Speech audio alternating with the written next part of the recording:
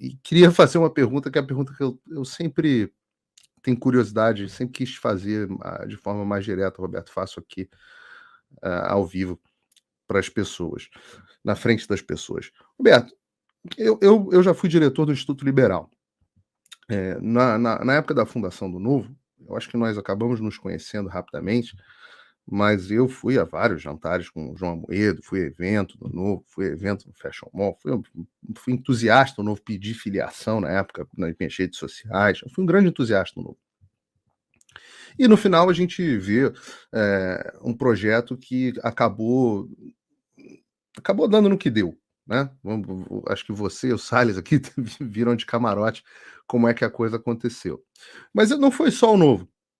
Todas as vezes que é muito comum movimentos que têm uma vertente liberal, pura e simples, acabarem descambando na esquerda. Aqui nos Estados Unidos, o que se chamava de liberalism, né, acabou sendo cooptado completamente pela esquerda, e hoje a palavra liberalism aqui virou muitas vezes uma tradução de esquerdismo, né? Quando se fala o liberalismo nos Estados Unidos, significou esquerdismo, já vem sendo assim há bastante tempo e cada vez mais recentemente. No Brasil, o MBL, o Movimento Brasil Livre, né, que tinha um componente liberal, caiu nos braços da esquerda, tá aí abraçado com o Sérgio Moro agora, que o Salles descreveu bem como comunista e o professor Olavo de Carvalho endossou aqui no programa. E o Novo, as posições, muitas das posições, embora o Novo tenha excelentes quadros, ainda tem excelentes quadros, o Novo descambou. Você pega a figura central, né, fundadora do Novo, a figura do João Amoedo, ele não tem diferença, as posições dele não tem diferença para as posições do Macron. Ou eu vou além, não tem diferença das posições dele hoje para várias das lideranças de esquerda dentro dos Estados Unidos. O professor Olavo de Carvalho, ele tem uma frase que eu não posso repetir aqui no programa por respeito aos entrevistados, mas ele diz que todo liberal é um bumbum implorando por um piu-piu comunista, para usar aqui termos mais gentis do que o que ele usa explicitamente. E aí eu te pergunto, é isso mesmo? Toda vez que a gente começar um caminho pelo liberalismo, vai descambar na esquerda? Boa noite e seja bem-vindo ao Conservatório. Obrigado pela pergunta, Paulo. Boa noite. Boa noite, Ricardo. Boa noite, Ernesto. Boa noite, Lucas. É um prazer estar aqui na trincheira da direita. Acho que o Ricardo descreveu muito bem, né?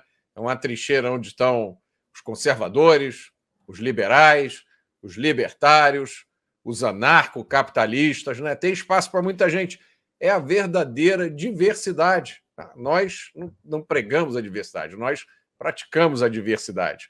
E como o Ernesto falou, é um privilégio a gente estar vivendo esses tempos no Brasil, porque, Ernesto, quando eu terminei minha adolescência e entrei na minha vida adulta, com 18 anos, aqui no Brasil, como diz o meu amigo procurador de justiça Marcelo Rocha Monteiro, você tinha várias opções políticas, né? Você podia escolher ser esquerda, centro-esquerda, extrema esquerda, né? Então, era isso que você podia ser.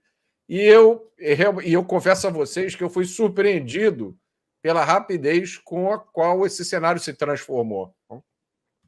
E, de repente, a gente pode se dizer de direita, a gente pode se dizer conservador, liberal era uma coisa que as pessoas já estavam mais acostumadas, embora às vezes não entendam direito o significado de liberal. Eu acho que nós, nessa diversidade, nesse momento de liberdade, estamos aqui unidos num momento histórico, como o Ricardo falou, num trabalho de recondução do presidente Bolsonaro ao seu segundo mandato, para que a gente possa continuar usufruindo dessa liberdade, para que a gente possa continuar fazendo programas como esse, para que a gente possa manter algumas liberdades que a gente até pouco tempo achava que eram totalmente garantidas, né? Impossíveis que fossem tiradas de nós. Mas, Paulo, essa sua pergunta ela tem várias respostas possíveis. Eu diria para você que a resposta que mais me convence hoje é a de que a política eleitoral, a política que lida com o poder, né, em suas várias formas, inclusive a política partidária, que eu acho que é a política mais difícil, mais agressiva, mais pesada, essa política exige das pessoas uma certa predisposição. E se você não entra nessa política pelas razões certas, é muito fácil você se deixar seduzir no meio do caminho. O poder é fantástico, o poder é muito atraente. E o que a gente viu nesses últimos 4, 5 anos aqui no Brasil foi a sedução de uma série de pessoas que, no início da sua caminhada, diziam que estavam entrando na política, para o idealismo, e empunhando uma ou outra bandeira, e no caminho ficou claro que a postura delas, na verdade, era de buscar oportunidades para o engrandecimento pessoal, para o enriquecimento, para conseguir mais poder. Então, eu acho que essa é a explicação para o fato de que muita gente que não tinha expressão nenhuma, né, e enquanto eu estou falando aqui, eu tenho certeza que as pessoas estão colocando rostos, né, colocando rostos para isso que eu estou dizendo. Pessoas que não tinham nenhuma expressão nas suas áreas, né, e conseguiram, de uma hora para outra, pegando carona num fenômeno político eleitoral, conseguiram se transformar elas próprias em fenômenos e cometeram o erro grave de achar, de esquecer, na verdade, que elas participaram de um processo, né, que elas pegaram carona. Elas se imaginaram protagonistas. E isso é o ego, que é o inimigo mais insidioso de um político, de qualquer pessoa que se envolva com política. Eu acho que a explicação é essa, Paulo. Antes da gente falar, e eu acho que esse é um debate necessário que a gente precisa ter, e eu descrevo isso no meu livro, né, aproveitar e fazer um merchan, Os Inocentes do Leblon, em que eu conto a história do Partido Novo. A última parte desse livro é um capítulo em que eu conto a minha trajetória de alguém que não tinha nenhuma expressão política definida, passando pelo liberalismo até o conservadorismo. E hoje eu estou convencido de que a falta de um elemento moral na prática política é um grande problema daqueles que se dizem liberais puros, né?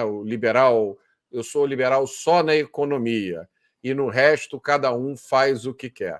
Eu acho que esse é um grande problema.